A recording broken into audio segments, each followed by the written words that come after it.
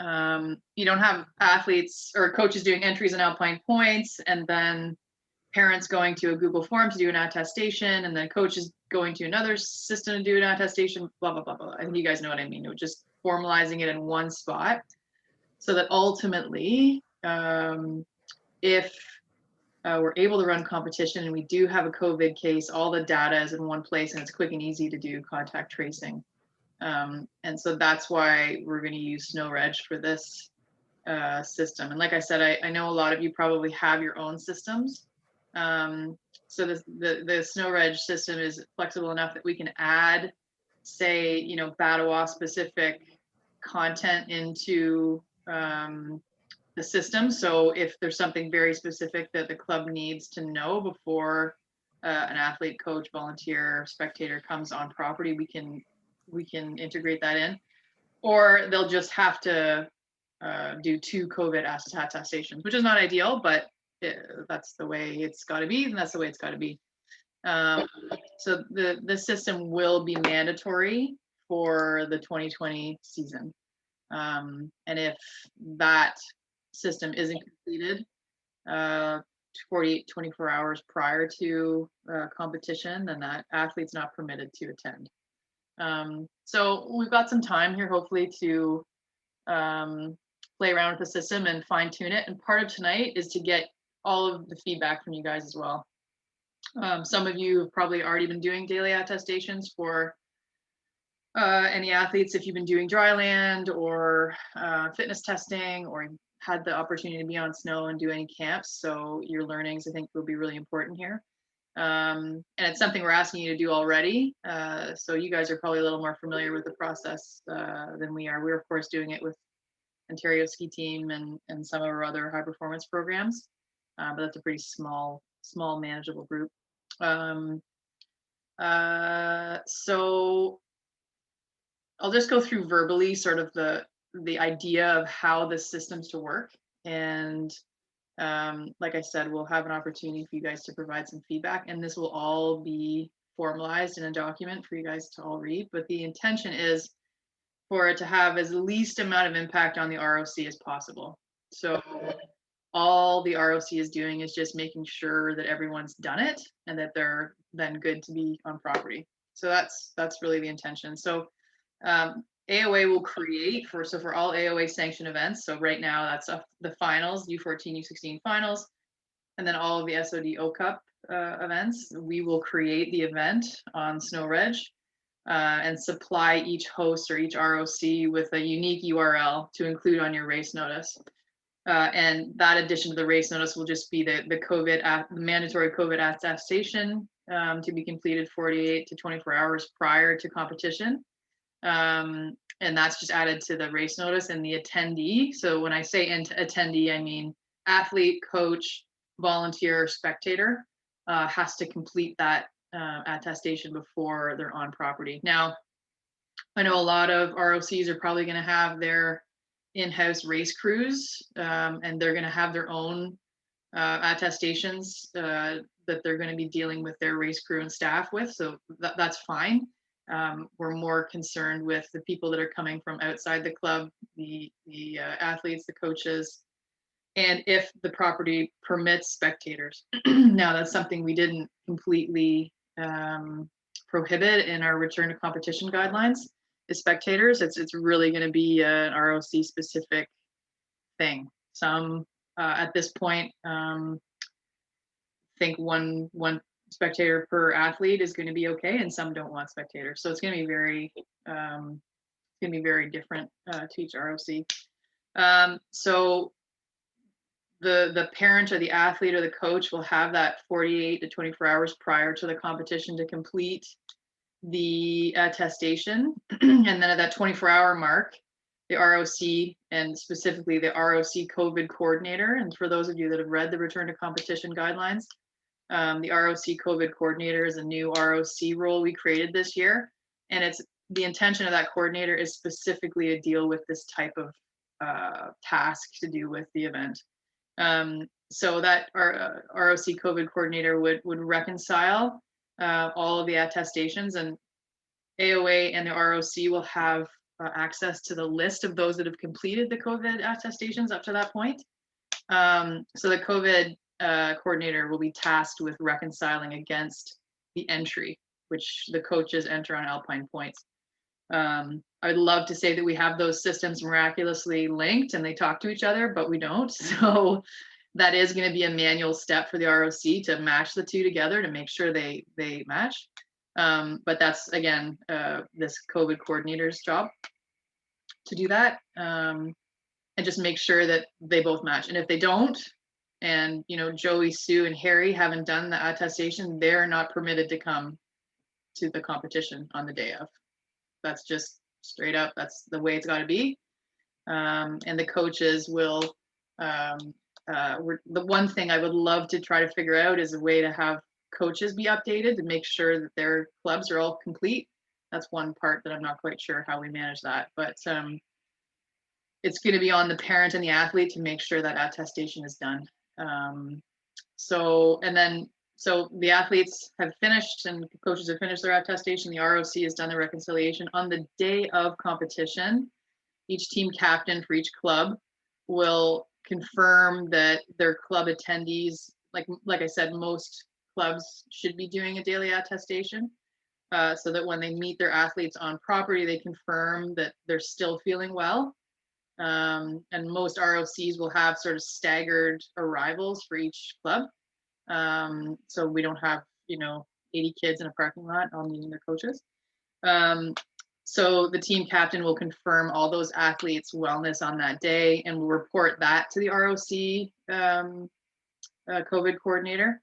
And at that point, the teams will receive their bibs and their lift tickets.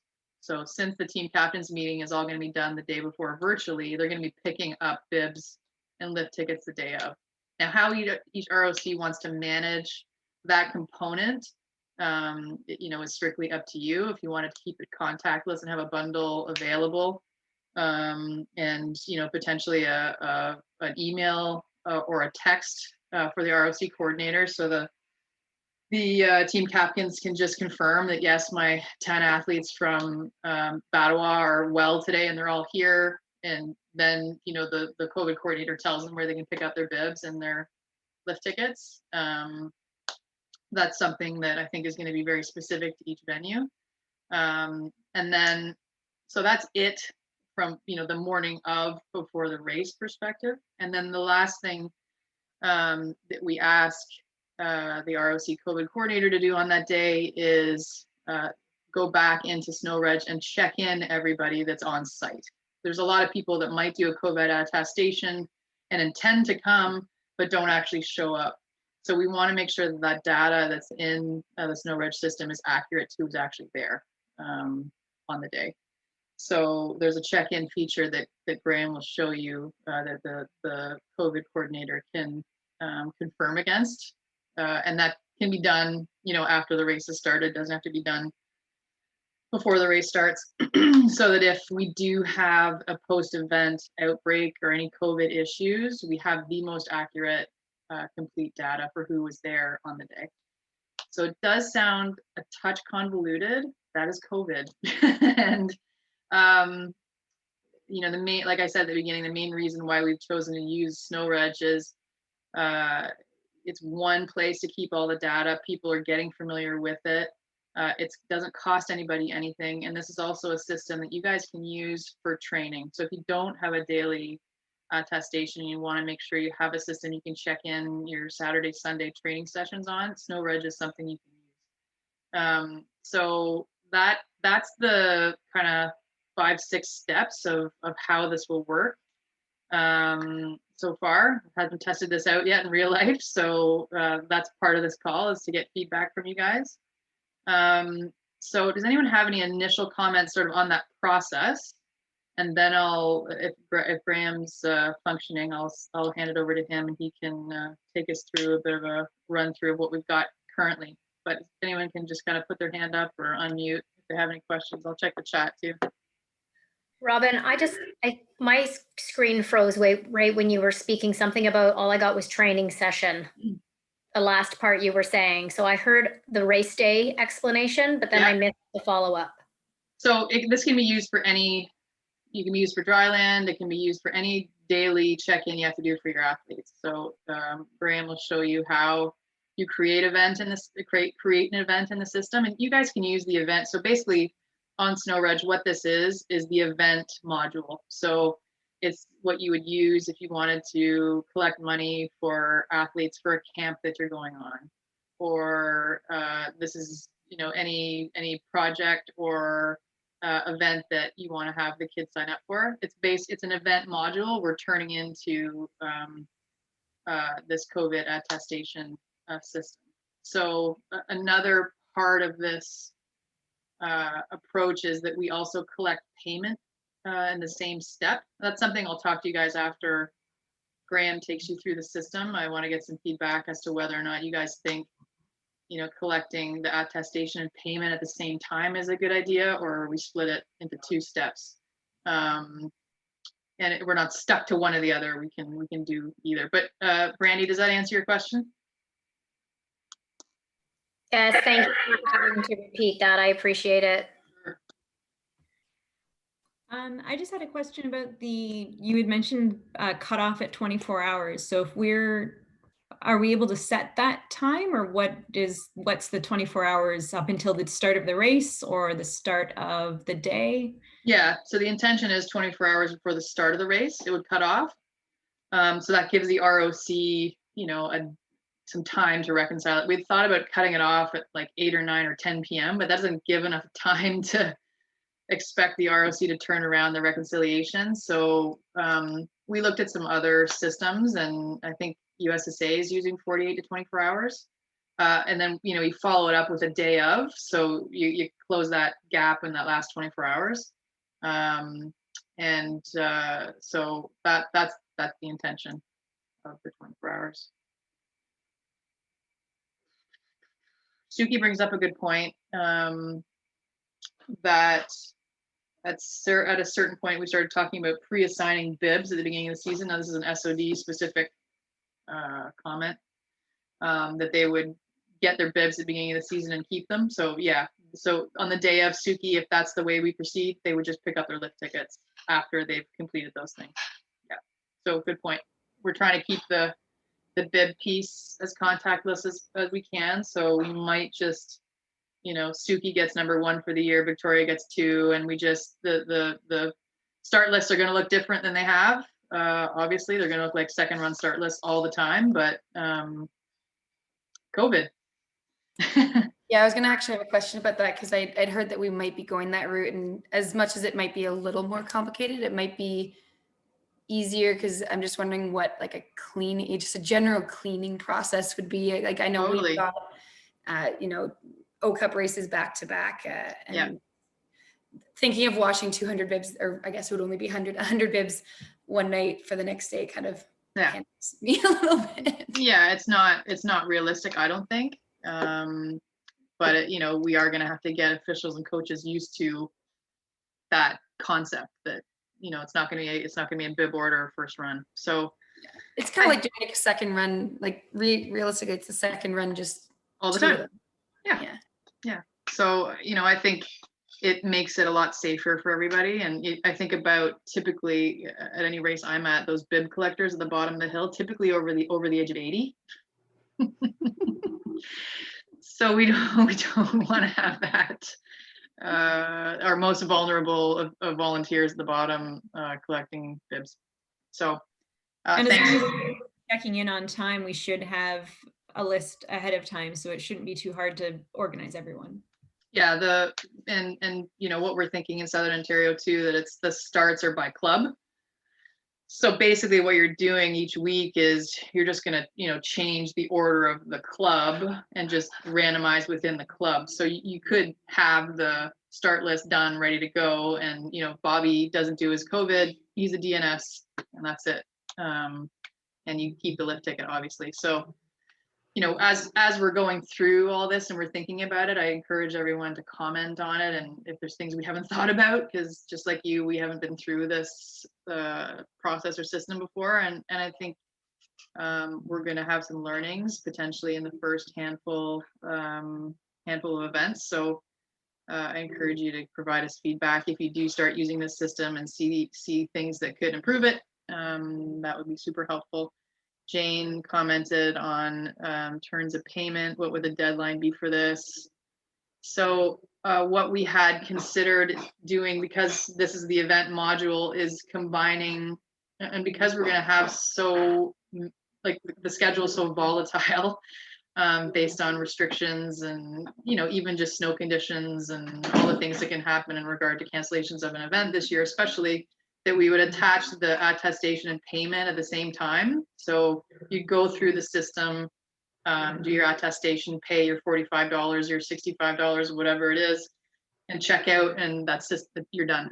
And that's all you got to do. Graham brought up a really good point when he and I talked about it before, that payment can sometimes bog people down. A credit card gets declined, or there's an error, and it just causes panic because they know they've got to get that done within that time frame, otherwise their kid can't race. So it's something to talk about and try and figure out the best way to handle it. I think it's just going to be, you know, off the top, it's a great step to get payment online, so it's out of hands, you know, physically exchanging cash or checks or credit cards.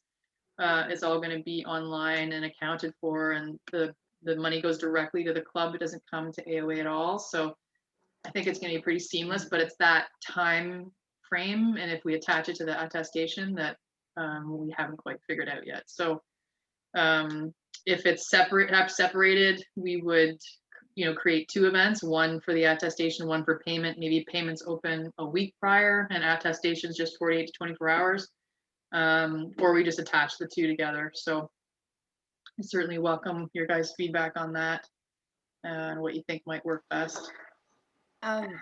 So I might be like, I don't know if this is the something to say, but I'm just wondering, a lot of I know particularly with some of like SOD, this is probably specifically SOD, we've always had we've never asked individual parents to come and pay for our O Cup races. What we've done is always, basically, beginning of the season, we provide each other with payment options, and then we send each other, like, we just do one large payment for the number of kids who participate for that race, and we send the receipt over to the other club.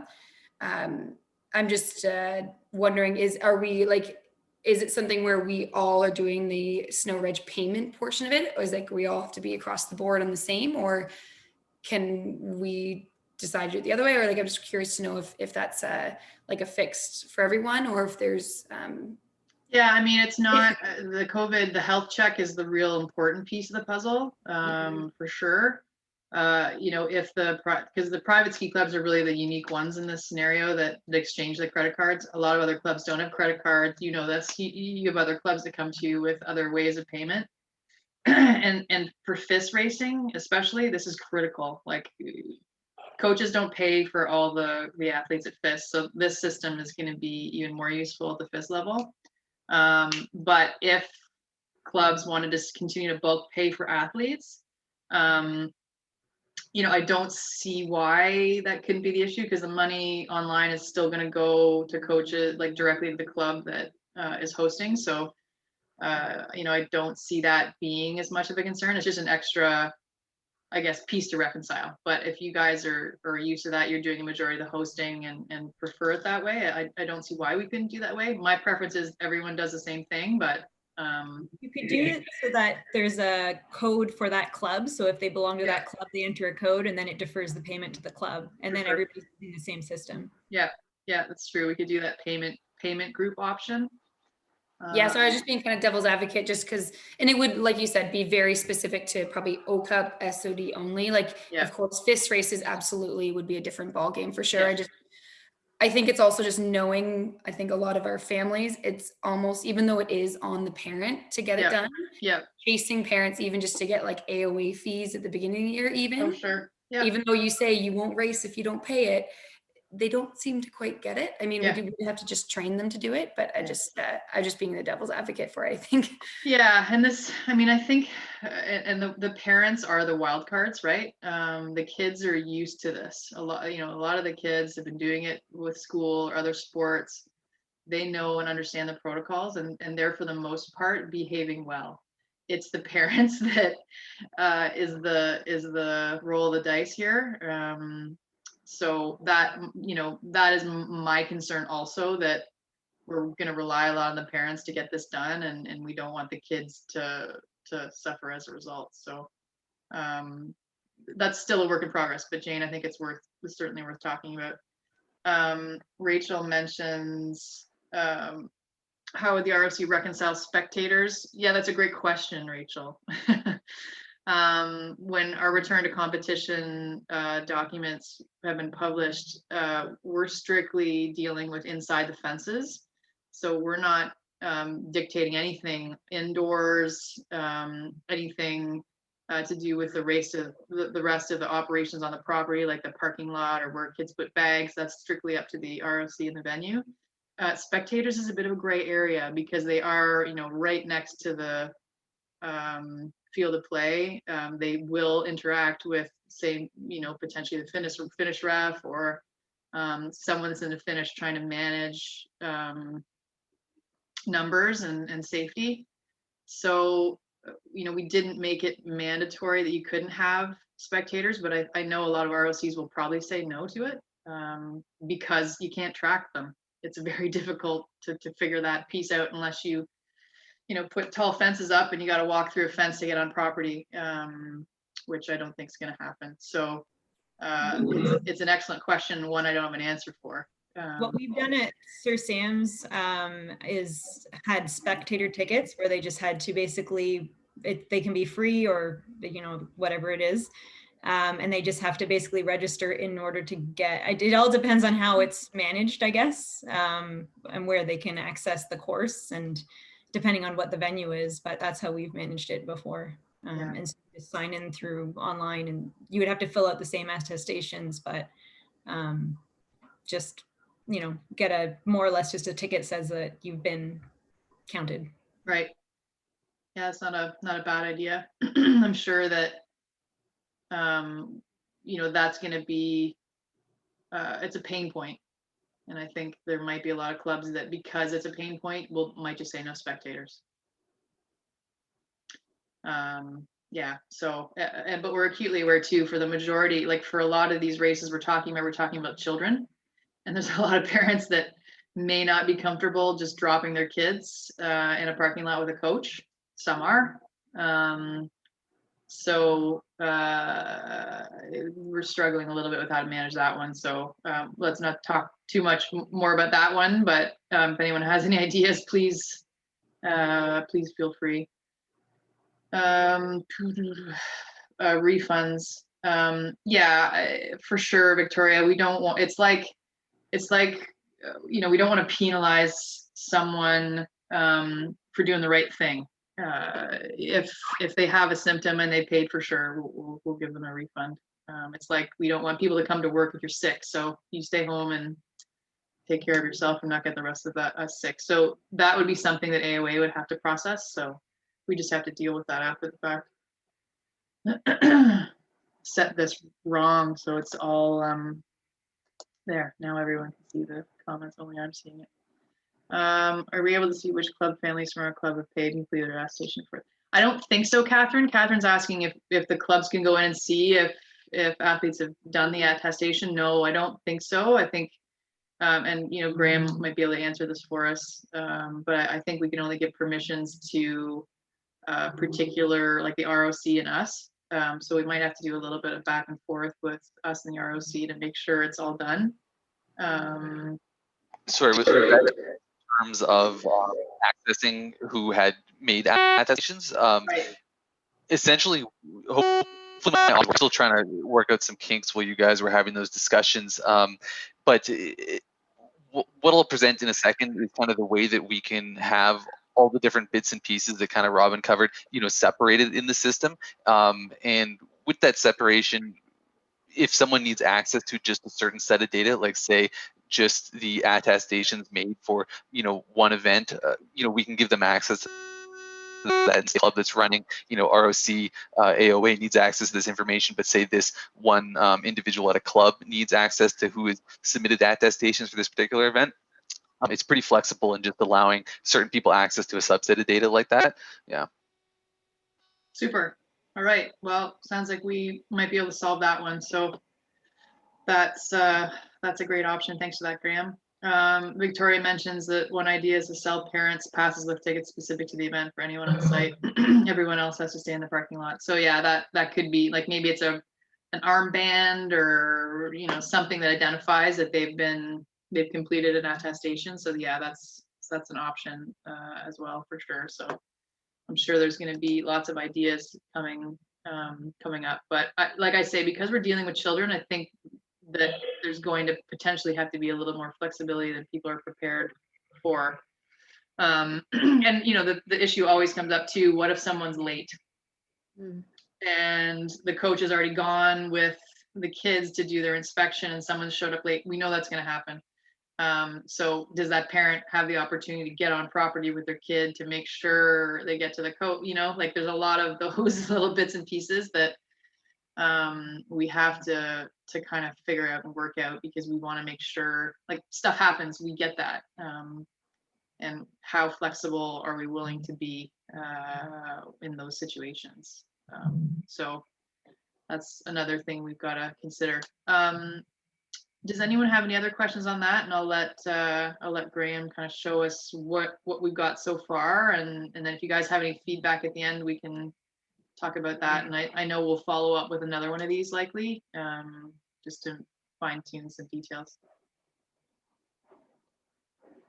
All right, Graham, take it away. Do you want me to provide you with co-hosting here? Just so I can share my screen. Yeah.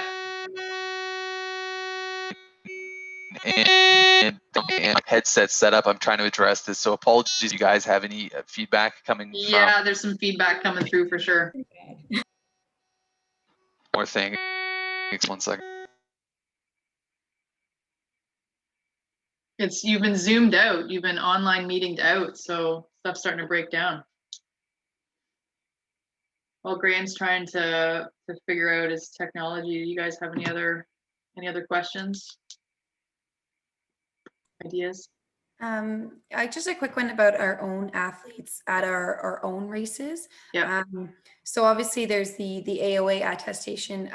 If we have our own like health screen, I guess is what we're calling it, are they required to do both? I mean, it sounds like it'll be a bit of a time difference anyway, so maybe they won't feel the heat of them if they're like 48 hours versus ours, which is after 5 p.m. the night before. Yeah. Just want to know if it will be, I'm assuming it'll be yes, but I just want to confirm.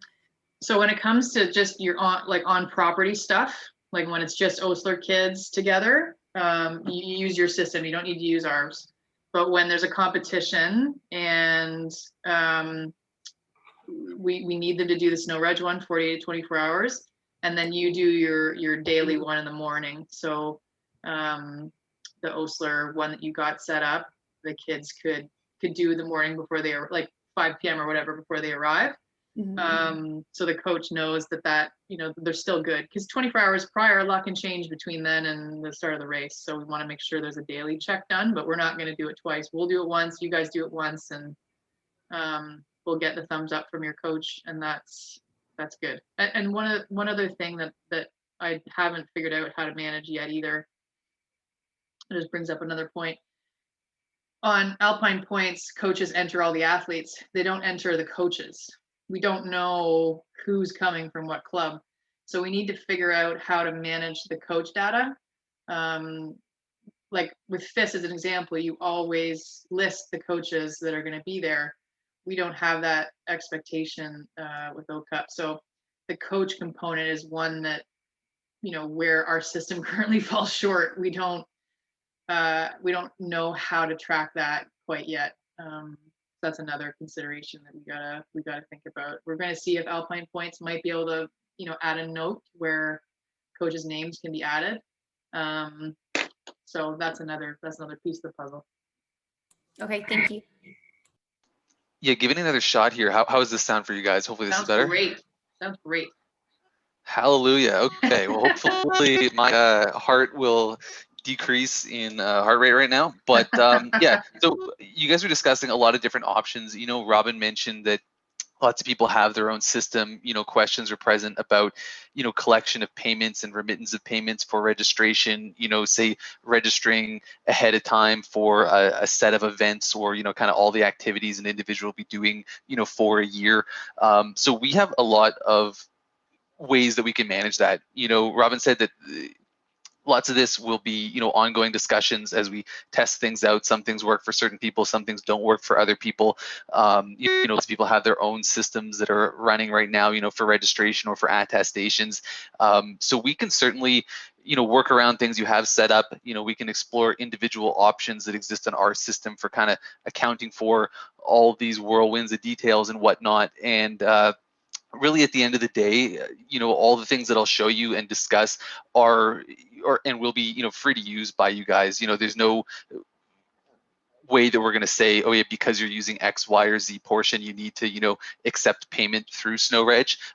We do operate as a business with, service fees for processing payments on our website. But, at the end of the day, we're just trying to, utilize our technology to make things easier for, AOA clubs and athletes. So there's certainly no way that you're going to be, forced into, using a paid component to this at all. Even if you use it all, but with just free registrations, we're happy to work with you to get that set up. So with that in mind, let's take a step back and kind of explore some of these different components will be separated in the system, and how they can be brought together and used for maybe the case that you think would be best for your club and your events that you're putting on. So currently for AOA membership in the system, individuals are accessing a club registration page that essentially triggers their AOA membership in the system. It's kind of the purchase path that's available. So currently all clubs will have a page such as this available. This is on our administrative dashboard. I won't cover this stuff a whole lot because I've put on another webinar with Robin, but if you guys do have any questions, feel free to chime in. But essentially this club page as it exists, going over the configuration, there's a $0 registration that's being done for any AOA member that comes in and selects your club. So at a very high level, this club page that already exists, already set up, people are already registering, it could be used to offer events or club programs or whatnot and integrate with AOA membership. So you can have kind of one page that's maybe not event specific, but if every member of the club is going to be participating in X, Y, or Z category, this is a good place where we could put some of that those different registration options in there, collect data from registrants and kind of waivers and whatnot, and then also kind of link that into some of the Covet attestation pieces. Separately to say a club page, we could have a page for an individual event. So this is one that I just spun up for as a test here. This would be, say, an O Cup race, like Robin mentioned. This would be an individual event in the system. I know it was mentioned, and I did mention, how some people want to register for all their events at once, or kind of pay all at once for a year's activities. We would have individual pages for these different events, but we can link them together in what we call a series. I won't go into this now, but maybe at the start of the season, you lead someone down one registration path and it triggers registrations for 5 or 6 events that they can select that they're going to participate in for the season. So it can kind of be done on an individual event basis, or you can kind of link and lump them all together to collect information or registrations for everything someone's going to participate in. And lastly, there's going to be these COVID declaration template, quote unquote, events in the system. So these could be, one for your club, and you'll use it to do the 24-hour attestations for, say, maybe it's a Wednesday day practice or something like that. And then Tuesday morning, this opens up and an email goes out saying, hey, you guys need to click this link and make your attestation if you're going to attend practice tomorrow. Maybe it's a similar setup for an event that's happening where, you're directing people to come in and register, and make their attestation before they participate in the event or whatnot. And then lastly that was mentioned was a check-in component where someone can access a UI like this, and the day of they could pull this up on their phone on the mountain.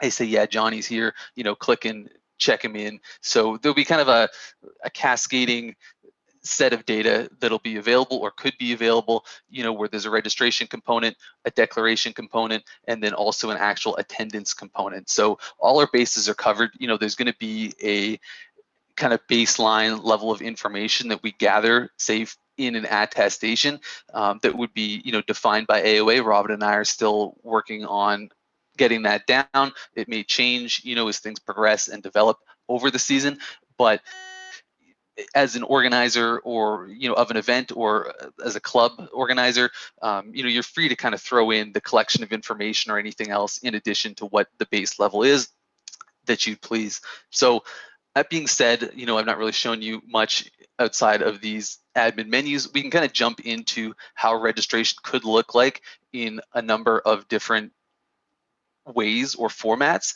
I'm going to hop over to this event. So this would be, like, say, the Devil's Glen event here.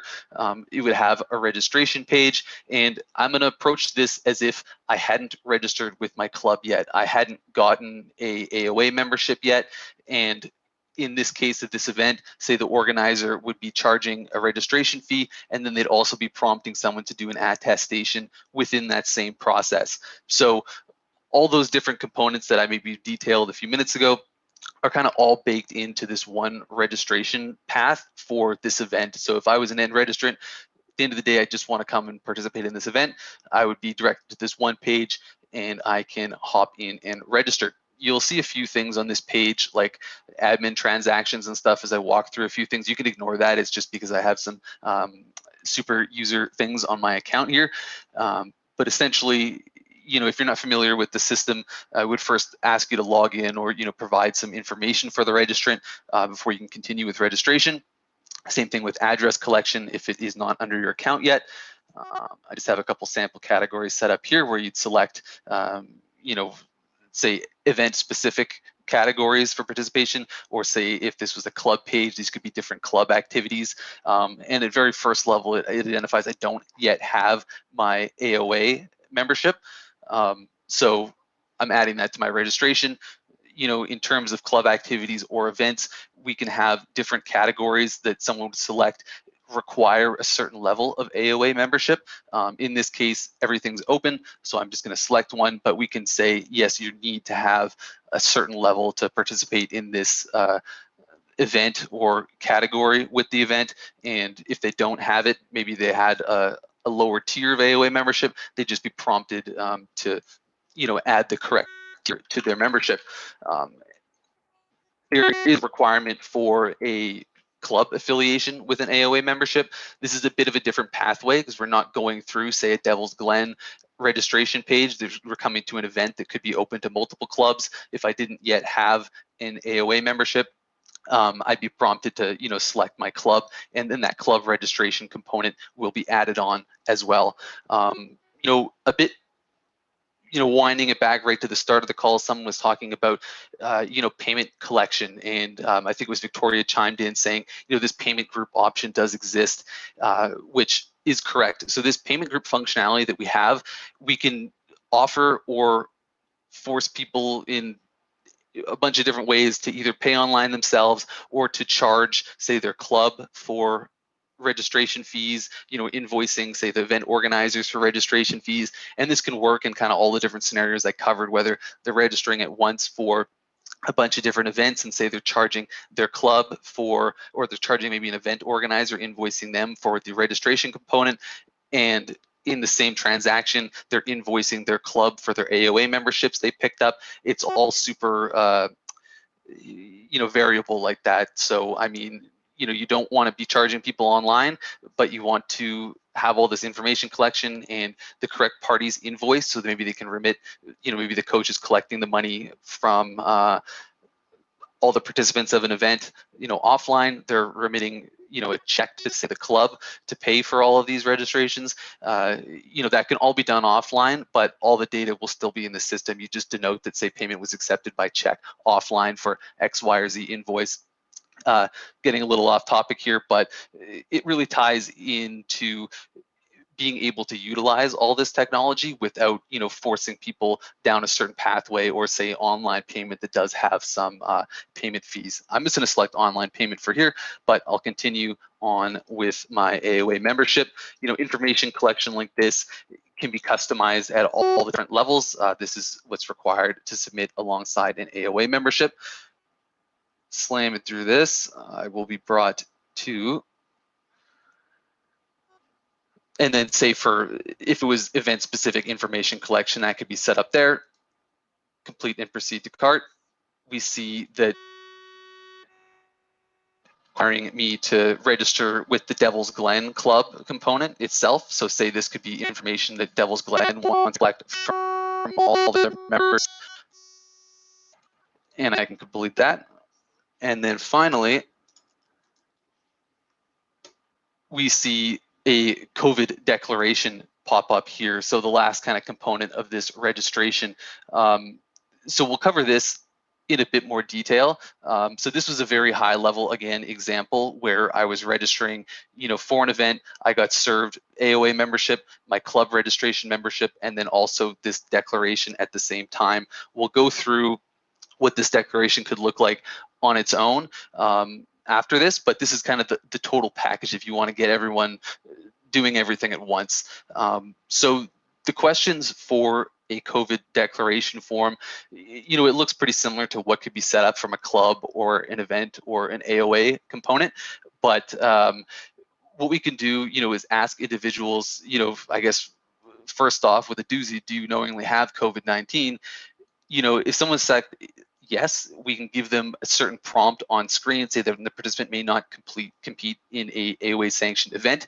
And if someone, we don't really have a way that says, oh, you say yes, it'll kind of stop them right in their path and say, hey, wait, you can't proceed and register. But what we can do is if someone has registered, they ignore that warning, they can't compete or whatnot, and actually submit this attestation, we can have an email alert be sent out to certain organizers or administrators with the club or the event that says, hey, Graham just registered and made his attestation, but he declared that he had COVID-19, you should contact him and put a brakes on him attending the event. So it's definitely very modular in the way that these notifications can be set up. Certain people need to be alerted in certain cases or answering in certain capacities. That can be done, and it's all pretty modular. So, hopefully everyone's going to be going through and saying no to these. And these are all going to be the base level that's required by AOA and what they're required to have on an attestation. But as I've mentioned, say if a club wants to add some more information collection on an attestation, they can do so, but kind of this base level will have to be retained. Once I've answered everything, I can complete and finish my attestation component and be served some waivers. So because we picked up all those different parts throughout this registration for an event, I'll have to sign this waiver for AOA.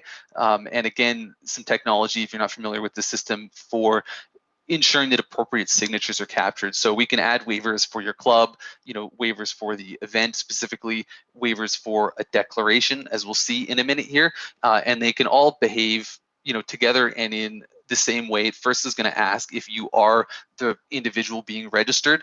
If the individual is under the age of majority, and again, what the age of majority is can vary between different organizations, so that can be set for purely your component. If I was below that age of majority, it would instead ask me if I was the parent and or guardian of the individual being registered. Whether I select no or yes, that I'm the parent or individual, or parent or guardian rather, of the individual, it would collect some contact information for me, and I would declare what my relationship with the registrant is before allowing me to sign the waiver on their behalf. Clicking no in either case, it would send, you could either send a waiver link to the registrant or to the parent or guardian of the registrant to sign the waiver. But in this case, I am the individual being registered, so I will click yes. We have a couple different documents displayed in different sections here for AOA. I'll just fly through this, but is an example of how, say for an event, if concussion code of conduct exists, athlete code of conduct exists. We kind of present it all in one form here and have individuals agreeing to separate sections. We can link the documents and have images and whatnot displayed on the waivers here. So it's a pretty, some neat technology and a good way to, something that you may want to utilize, just for, say, end club registrations. It's all available in the system for you. Here we've hit the AOA Kovit attestation agreement here. So again, yes, I am the individual being registered, and this is pretty bare bones. If you answered yes to any of the above questions, you're not permitted to enter. I hereby attest that information provided is, to my knowledge, accurate and complete. I put my signature on that. And again, if you, the club or event organizer, wants to add to this, this is just the base level of what AOA is requiring individuals to sign for now for the attestation. So agreeing to that, we are loading up the shopping cart here. Again, some of this top stuff you won't see, but this would be, again, me approaching an event registration piece. I picked up AOA membership, an Alpine Canada component that's attached to that. I picked up a divisional membership with SOD. I picked up an event registration here that could be a paid or unpaid component, Devil's Glen, and also a attestation piece. So it kind of brings it all together. And if I wasn't, walking through these different steps and kind of identifying bits and pieces of the system, it's pretty quick from a registrant standpoint to kind of, register with all these different organizations and have all this different interaction. So if this was, paid for AOA, I can submit payment down here, or I could just submit incomplete if I was charging these components to different parties. And that works just as seamlessly as well. So say if I was charging the event registration component to my coach or to an event organizer, and say my AOA membership fees to my club or a different party, I just have to submit incomplete once, and the system will kind of automatically charge these memberships or registrations to the appropriate invoices. So that was kind of the total package registration option. If you're not familiar with the system or haven't been using it yet, it might give you some ideas of what you might want to implement for club registration, and how it would kind of work if someone doesn't have an AOA membership yet and they're going to approach an event you put up in the system. But clearing out my cart here and going over to the Covet declaration template, say you don't want to have the event, maybe you have an alternative registration system for your event setup, for the club setup, you don't want any of those bits and pieces. Your members can just approach the standard AOA registration process, get their membership, yada, yada. But as Robin mentioned, you would be required, putting on events, to use the system for actual declarations and capturing declarations. So Robin and I are just finalizing what a template of the Covet declaration piece itself will look like in the system. Once we finalize that, probably a week or so after this call, maybe, we'll definitely be looking for some of your guys' feedback on how this is going to work for you and for your athletes, and we'll make it as easy as possible. But at the end of the day, under your administrative accounts, you're going to have a template that'll look just like this. So going over to configuration, you could see the content of, say, a landing page, the different registration categories that would exist for a template. You can see the questions that are set up that people need to answer alongside their declaration, the waiver that's set up that everyone needs to agree to. So you'll have your own control of kind of adding to this setup if you'd like. We can certainly assist in customizing this page for you. But say, what would this work like for a single event? There'd probably only be one registration category, kind of as it exists for Devil's Glen event right now.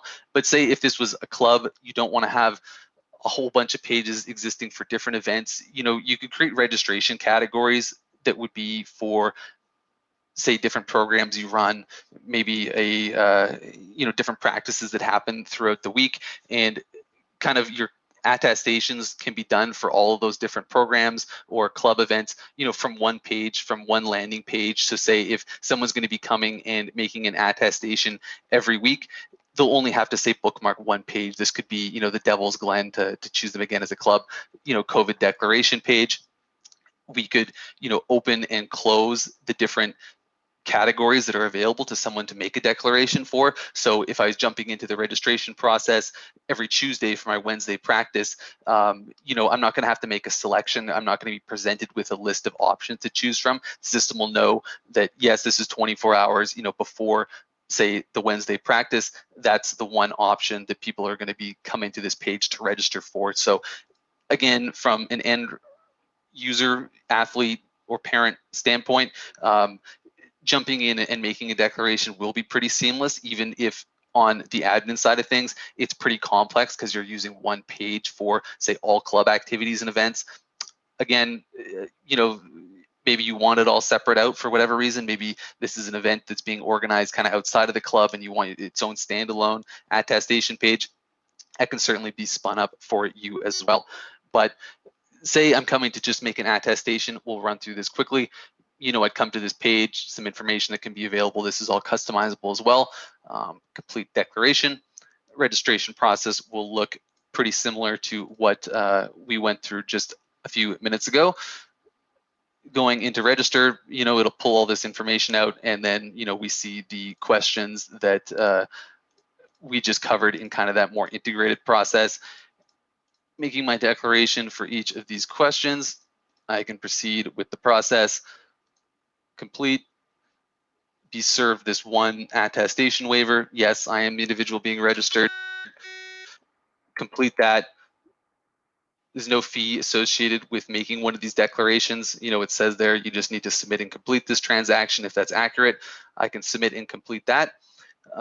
You know, again, if I answered yes to any questions that shouldn't be answered yes, you know, a notification would go out to the organizer at this time once I've submitted the attestation. You know, you receive an email alert or whatnot. You know, hopefully nobody has made a declaration like that. Everything looks ready to go. Say the next day, you know, people are going to start arriving at the event. So we'll move over to this check-in feature we have. I'm missing a refresh as I just submitted that attestation. So this menu, you know, you can pull it up on your phone. It'll work wherever. But this is where we're going to say who actually attended the event. So clicking on this registered column here, we can see that, yes, this was the individual registered. You know, I just made that attestation. You know, maybe it was within conjunction of the actual event registration paid component, you know, that if they're in this you know, registered amount here, that they would have, you know, completed anything that we've kind of attached to this attestation. But we can see that, you know, the waiver was signed. You know, this is what I had made my attestation for, say this event in this case. And it's as easy as saying, yep, this person is walking up, they're going to attend the event. I put check in. Are you sure you want to check them in? Yes. And they're now checked in. I'm just going to refresh here. And then we see them in this checked in column here. So you can cancel check-in if it was a mistake or whatnot. You know, you can search, there's orders and whatnot. You know, maybe it's a huge event and you need to track somebody down. But at the end of the day, if someone is just looking to make an attestation through one of these COVID declarations, it's pretty quick, as we just went through. And then for the actual organizers or individuals officiating an event for the check-in, it's pretty quick as well. You know, as I mentioned again, for the clubs, you know, if people are going to be making repeat attestations, you know, they could bookmark one page where they need to come, you know, weekly. We could set up email notifications for individuals that registered, say, in a specific capacity or with a specific program that's going to need to do maybe a weekly attestation. So it sends them an email and say, hey, practices tomorrow, you need to click this link again today and make an attestation for tomorrow's practice. And then, you know, from an organizer standpoint, you can bookmark this one check-in page, you know, if it's one of those one page for all attestation kind of things, and there'd be one page you can bookmark and visit to do this check-in, you know, each time you're going to need to checking in and denoting that someone has attended an event. So I think with, or what Robin said really early on at the call, that it's a touch convoluted. You know, there's not a lot of practices set in stone right now. You know, we're working with lots of other sports that are, you know, we're doing this kind of same process for, we're trying to cover all the bases in us offering the technology that we have available in ways that we think would help and would be easy to use from a registrant standpoint, and then also from someone, you know, an organizer, someone who's running an event standpoint. So we're definitely open to your guys' feedback. Things will probably change once this stuff starts getting used in the coming months, some additions and modifications and whatnot.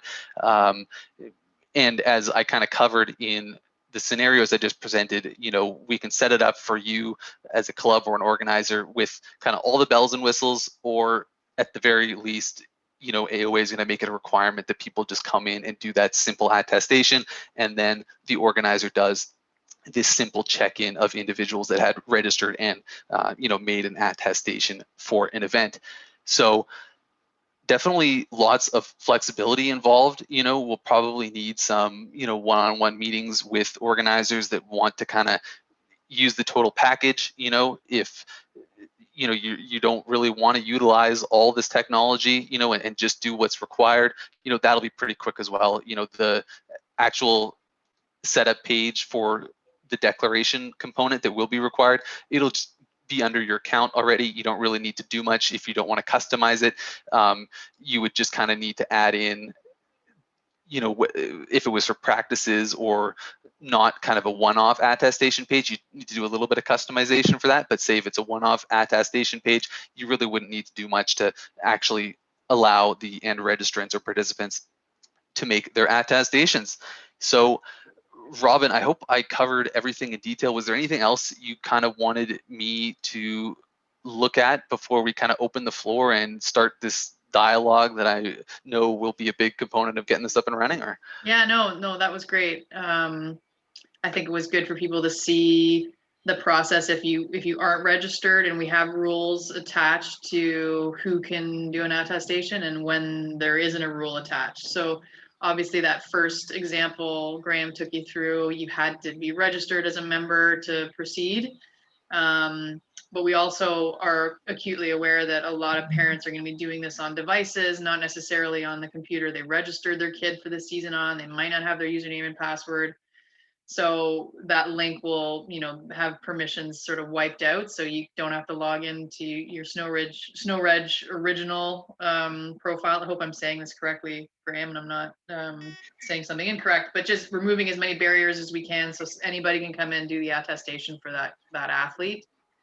Yeah, just on that point, sorry, Robin, I didn't really cover that, but yeah, for an attestation, like if we just have this one attestation page, before can open it up to, quote unquote, guest registration. So say if, oh shoot, I need to make this attestation because it's time sensitive, we can allow it so that they don't have to be going through their SnowReg account. They can just kind of access this page. It won't even ask them to log in or whatnot. They just have to, provide information for the individual who's actually going to be attending this event. So, I know that there was some discussions early on or some questions about supporters and other attendees of events, maybe not athletes. An option could exist that we have a separate page maybe for them, with this guest functionality turned on. They don't have to have a SnowReg account. They don't care what SnowReg is.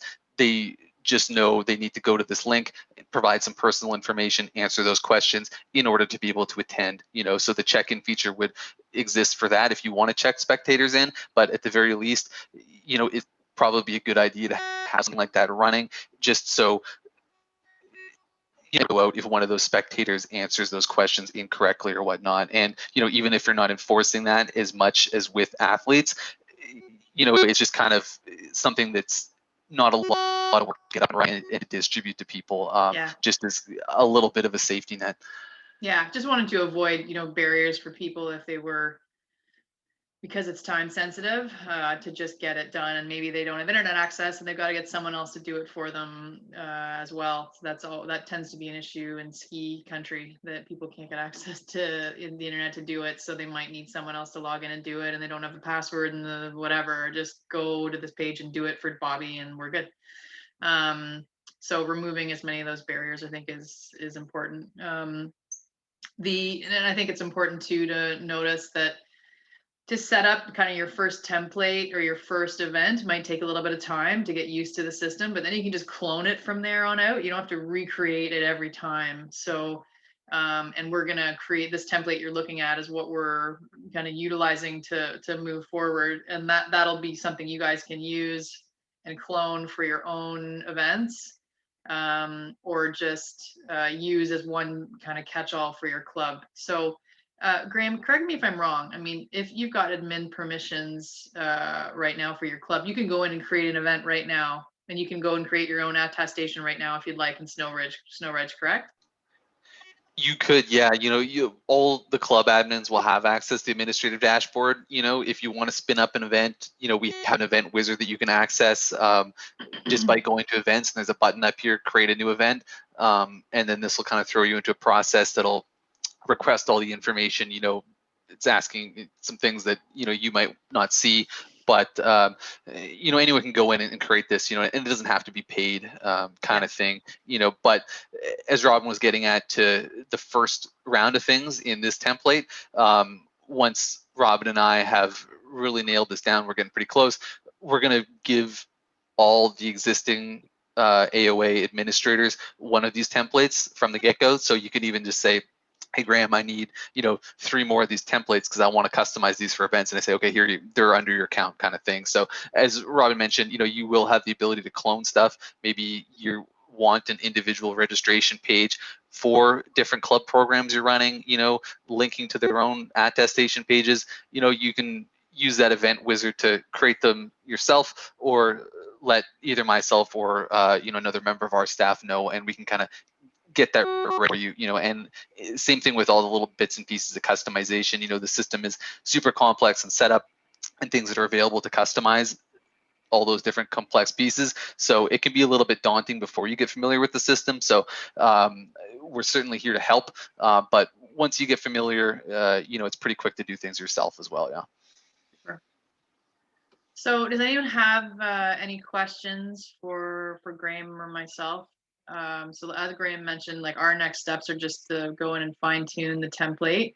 It's pretty much there. I think the only thing I saw just when you ripped through that, Graham, was just that transaction successful page. We just need to fine tune the messaging on there and just make it a little bit more like not specific to an event, so people can come in and customize for whatever they need. But other than that, I mean, it's pretty much ready for you guys to use. It's got our attestation language in there, which is basically our attestation document broken out in different questions. That's all it is. It's not meant to be any more complicated and convoluted than that. So it's pretty much ready to go. And the intention was to have this for you guys over the holidays so you can use it for your camps or programs that may or may not be happening over Christmas break, depending on where you are in the province. My goal is to have that ready to go for you guys by the end of the week. And we'll drop that into your admin dashboards so you'll be able to use it. And this recording will be available for you guys to watch again if you need some cues on some of the stuff we went through today. That event wizard can sometimes take a little bit of time and throw you off at different angles. I think the template we're creating would be a great start for you. And then if you wanna go through the event wizard and see what other options you have for creating events for yourself at your club and collecting payment, like, have at it, go for it. But we'll create this one template for you for just the attestation component. But we'll open up for any questions you guys have. Type it in the chat, or you can unmute. So I just have a question about the first example you did when you were going through and I guess you were doing like the registration through Alpine Ontario and then also for the event. How does payment get separated out? Like, is it possible to have some of that go to Alpine Ontario and some of it go to the club? And is that like deposited into accounts, or is it something that we would get credited back from Alpine Ontario? I'm just curious about that. Yeah, we have sorry, Graham, go ahead. Yeah, that's kind of the beauty and what we built the system, being able to funds for different organizations and have that automatically distributed to the appropriate parties. So, harking back to the finale of that example where we were looking at the cart and I went through the line items, I said, oh yeah, here's an ACA portion of my AOA membership, and that's another paid portion. Here's say event registration funds that are going to an organizer. Here's a club registration that could have a paid component. All those funds, you know, are collected in that single transaction by the end user, and the system automatically gives those funds to the financial account that would be connected to that party. So even from this page here, we see that this COVID declaration, you know, it's probably not a charge component, but it does have a financial account connected to it, Alpine Ontario. So each Great. club will have one of these accounts. You know, say if it's a different event organizer is charging a fee for their event or whatnot, all the funds will be, you know, allocated appropriately within SnowReg. You set up an account in our system with a Chase Bank service called WePay. You supply them with your bank account information and select how often you want the money that, you know, we collect on your behalf. It could be, you know, daily, weekly, or monthly deposits or whatnot. And as soon as someone, you know, checks out and pays for your component, you know, that amount will be, you know, visible in your financials and accounting page on SnowReg, and you'll receive that money, you know, with whatever frequency of deposit you had selected in setting that up. Okay, great. Thank you.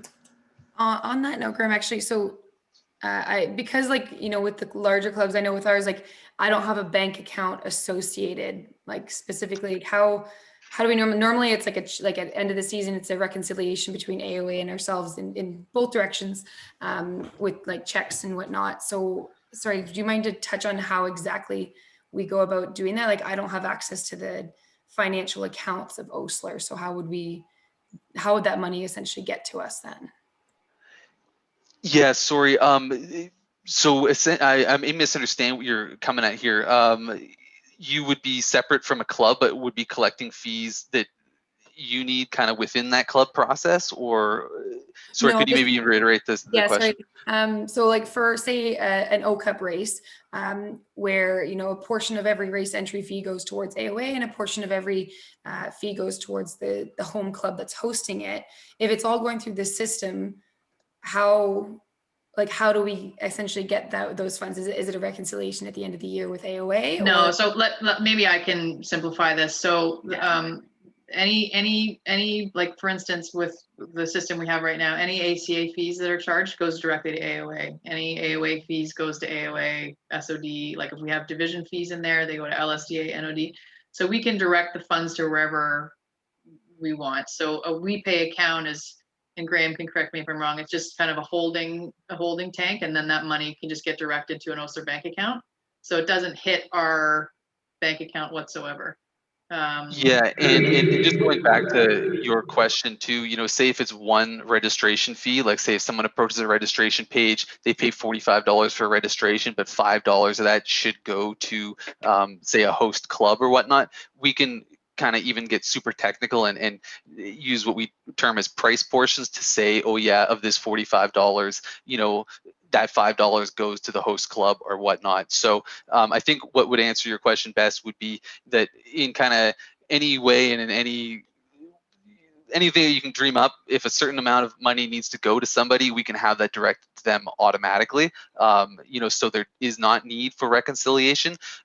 You know, in terms of some of the flexibility options, like say invoicing certain amounts to certain parties, you know, we can go into more detail of that. You know, obviously there would be some reconciliation needed if you're going to be doing, say, offline payments for invoiced amounts to invoices, but we also do have online payment of those invoices. So if someone defers their payment or whatnot by invoicing it to the club could go pay one invoice that distributes all that money to the appropriate parties, ACA, AOA, you know, host club or whatnot. It's super flexible, if that answers your question. And due to all the flexibility, sometimes you may need to reiterate a question if I don't exactly nail down a correct answer. So please don't hesitate to rephrase if I don't answer correctly. Yeah, no, I think that part makes sense for sure. I've just essentially like, am I supposed to be getting a bank account number from my general manager, like, or my accountant is at the club? Like, we just have never done, I don't even know if there's like one that it would go to, because then they would have to reroute it to certain departments in the racing. Like, I'm just curious, like, do I have to set up this WePay with my accountant? And would they be okay? Like, I just don't even know. We've never had to address a bank account with Osler before. Yeah, it's pretty simple process, Jane. We had to set it up for us to accept our funds. So Graham can put through the steps on how to do it, but it's very simple. Yeah, so say if Osler, maybe doesn't have a bank account, traditionally everything was being funneled through, say, AOA, and then, Angela at the end of the day would do her accounting, Angela give you guys funds to be appropriate, that relationship could still exist, but probably as a benefit to both parties, having Osler say, yeah, this is the bank account we want the funds deposited into, we can have the system automatically cut that out. Maybe if you were referring to Osler having different kind of divisions within the organization, like between race fees and organization and say club fees and organization, we could have those two types of funds for Osler go to different bank accounts and be able to be reconciled in different places within the system. Again, kind of to the just how flexible it is. But I think what would answer your question, if you don't want that, or if Osler comes back and says, we don't have a bank account, we don't want funds automatically delivered to us, the current or the past practices of AOA kind of reconciling those funds at the end of the year or whenever that would have taken place, it could still exist, but there are, a large amount of benefits to setting up this functionality within the system, and it's pretty quick. Setting up the WePay account, you just need to say, yeah, here's my bank account number that I want these funds going to, and here's a document saying that yes, we can operate as a business or as a club or whatnot, just to prove your legitimacy, and then it'll all work like that. Yeah. Okay, so yeah, I guess I just I don't know if I'll be able to have access to our bank account as the numbers and stuff, so I'll just have to go to our GM and ask if we're allowed to. Essentially, it's more just if I have permission to do that, and then in the back end, we're going to have to do a bunch of. It's basically the auditing trail is what I'm looking for, is in terms of the financial auditing trail, because I know that our accounting department's going to ask for all that. So I feel like your accounting department would prefer to have the money right away as opposed to have to reconcile it with us back and forth. But if Osler doesn't want it that way, then we can work something else out. But in my mind, it makes way more sense. You guys get the money and it's yours, and that's it. Yeah, no, that absolutely makes sense. Oh, sorry. You could probably set it up so that your accountant potentially even has an admin account through here, and then they set up the bank account so that it's not going through your SnowReg account, and that way you're not involved within it, but they're now able to oversee everything, and then that might. Yeah. Yeah, I'll have to talk to our accounting department personally, probably just because they have quite a few admin accounts with many different systems now, with all of the RFID, health screening, registration systems, Osler systems. So I'll just have to talk to them privately and see what I can get done. Because Robin, you're absolutely right. It is definitely the easiest way to do it. I just don't know if I don't know how we'll be able to get there, but I'll reach out to you guys once I talk. Yeah, it might be best if you talk to your financial department and they kind of contact us, and we can kind of walk them through what's available and kind of how it would function. Just from a high level looking here, we can see that this financial account connected to this event, there's an owner that we can set up, financial controllers, administrators. There's whoops, I shouldn't click on that, but there's a lot of different levels that we can give individuals, say within the accounting department, access or control over different aspects of financials in the system. In terms of financial routing, like we can say we collect a lump sum for Osler that traditionally needs to be divided out, the trail you mentioned. We do have some very complex general ledger setup. So we can say in the system, a price paid for a registration in an Osler camp, goes to this GL account that is for funds that we collect for those event registrations, and that can all be done automatically too. So say if they approach an Osler registration process, they're getting, say, a club registration, they're getting an event component, they pick up a piece of merchandise, and these are all funds that go to Osler. We can have that all divided out, within the financial dashboard, and then within any financial systems that your finance team would connect to the system. So they would already have, say, these ledgers built out within whatever system they currently use to account for all these divisions of funds and reconciliation and the financial trail. Essentially, all of that will translate to our system as well, and it will automatically tell them what funds are for where, and I can't really go into a financial account and divulge all the information for you right now. Maybe I can prepare something to demonstrate to the financial team, but our financial system is super in depth in functionality and pulling all that information out and kind of integrating with other financial systems. So where there's a will, there's a way, and we can probably make it all line up for your finance team. Yeah. That's perfect. That's actually, that answered it even better there. It was kind of specifically the GL codes and stuff. So that was really, really helpful. Thank you. I appreciate that. Cool, no worries. Graham, Ian here, just wondering who pays Snow Reg? Yeah, so whenever someone sets up a fee on SnowReg, they can say, we have processing fees that are associated. I'll get an exact number for you guys in the process of setting something up. Usually it's about 2.9%. 2% go to covering credit card processing fees that we pay, and then the 0.9% is essentially goes towards us operating as a business. When you set up a fee on the site, say it's a $50 registration for an event, you'd be able to specify whether the processing fees are going to be taken off that amount that's being charged to an end individual and paid essentially by the organizer. So they go in, they pay flat rate of $50. They don't see any processing fees on the screen. And at the end of the day, that 2.9% would be removed from those funds before they're remitted to you. Alternatively, you can pass the fees on to the end user. They get a $50 registration. They go to the shopping cart and they see, yes, here's a processing fee of 2.9%. Added on top of that, $53 or whatever it would be, they pay that. The organizer receives the full $50, and then we receive, our processing fees as paid by the end user. And the same system kind of works for associating taxes and stuff like that if you need that complicated setup as well, if that answers your question. It does, thank you. Cool. So again, pretty flexible and can be approached in different ways and can be set up, for specific scenarios as well too, whether, you're passing those fees on or they're being absorbed from a fee, so lots of organizations we work with, their end user base may not like the fee, so they can just kind of bake it into their flat registration fee. Maybe it'd be $50 that they collect, but they maybe make it $55 and absorb the processing fees, just so they're hidden behind the scenes there. So we can definitely work on making that clear and setting that up as desired if you want to implement fees in the system.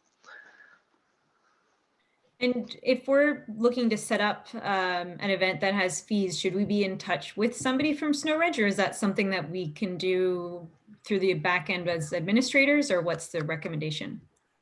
Yeah, it's probably a good idea to work with us kind of on the first goes, just getting familiar with the system. But, once you do have a financial account that's active, you'd be able to go in and set everything up yourself essentially, and all the different bits and pieces. If it's a new event, you will need to kind of set it or submit it for approval by us, or just essentially just contacts us and say, hey, Victoria is trying to set this charged event live, and we kind of give it a once over, and the first couple times that we approve and set an event live, we send you a little an agreement that you essentially digitally sign that says, yes, I understand, the use, I'm going to be getting money, and this are kind of the way that the fees are set up and taxes or whatnot, and kind of covers the whole setup of the event.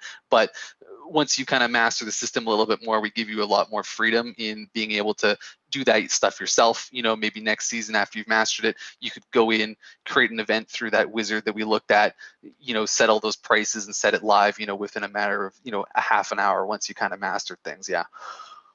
Okay. And so for the first event, how long would you say it usually takes to kind of start the process, work with someone to set it up and then have it go live? Just a rough timeline. Yeah, if there's no real urgency, maybe within a week, exchanging a couple emails or setting up a meeting and going over things together just to familiarize yourself with it. But, if you need it now, we can get it done this afternoon kind of thing, if there's real case of urgency. I'm working directly with AOA and with Robin. Things have changed for everyone's organizations this year, us included. So I'm a little more hands-on in that kind of thing. So in cases, with working with things you'd like to set up, you can just directly contact me, and usually, I can get back to you, within 1 business day, with things set up. If, your email said, hey, set this up for me, I need it by X day, maybe a day for turnaround. But, we'll be working pretty closely together if you want to set this stuff up, and I can usually get back to you, within a business day kind of thing. Okay, great. Thank you. That's good to know. Graham, I have another question. The data that is entered from the participants, how often is that data updated? So like, is it live or is it overnight when it's uploaded to your server, or if it's hourly to your server? How quickly does that data get to us? Yeah, good question. We can see from this page we're looking at right now, we saw this registration I made for the declaration. We could have a notification that goes out for everyone that registers to you or another organization in your party that says, hey, here's someone that registered and this is the information they submitted. It happens instantly as soon as they check out. But as soon as anyone actually registers with an event in the system, going over to this reports tab here, I mean, you could access their information, on a case-by-case basis. I could click this and see all of the information that they had submitted alongside their registration. I can access a list of all the different ones, but this reports tab is where you'd be pulling information out of the system.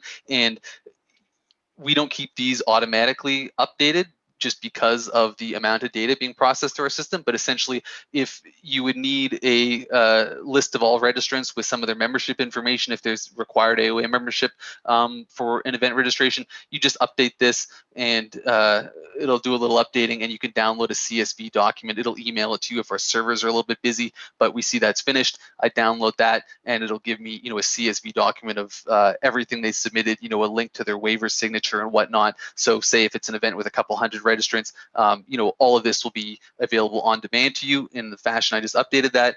And the reports that are available are pretty in depth. If you need something that's a customized set of data that's not immediately available, we could create a custom report for you that you could come and do the same thing, update and pull it out of the system. Again, for finances and financial tracking or whatnot, this is a limited set of the financial reports from the actual financial page. There's a whole heap of them that you can pull specific financial data out. So in answer to the question, immediately available from within the system or to be pulled out of the system just by updating one of these reports. Thanks, Graham.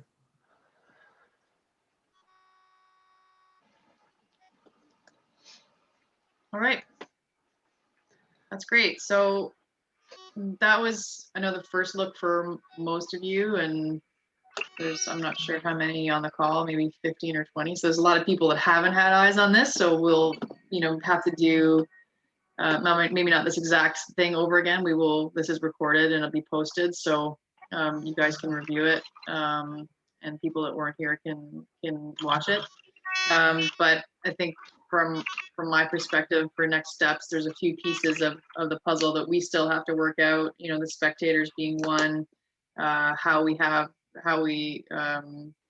clubs declare the coaches that are going to be coming to the competitions, and then Graham and I've just got to fine tune this template so you guys can all have access to it.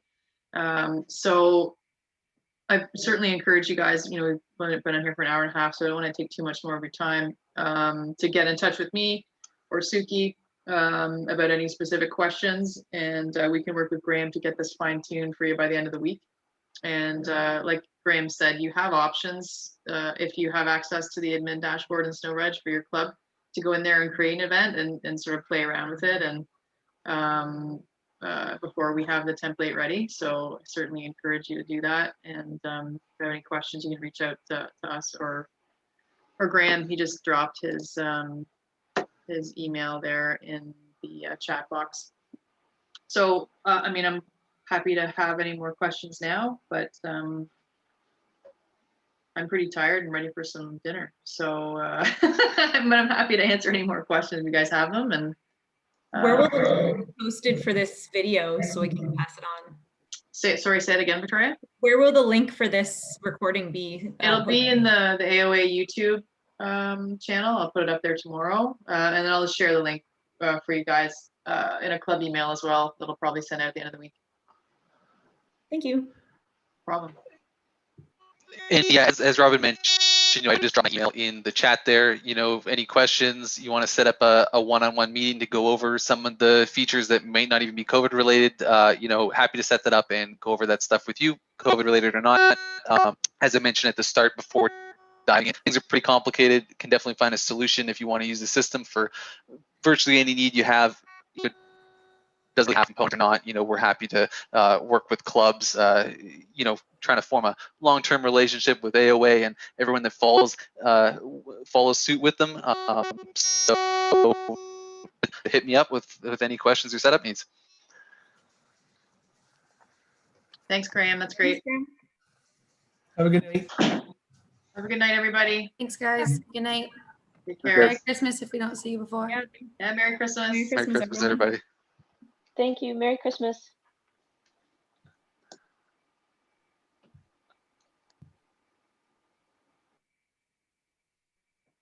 Looking for you. Thanks, Graham. That was great. Thanks, Suki.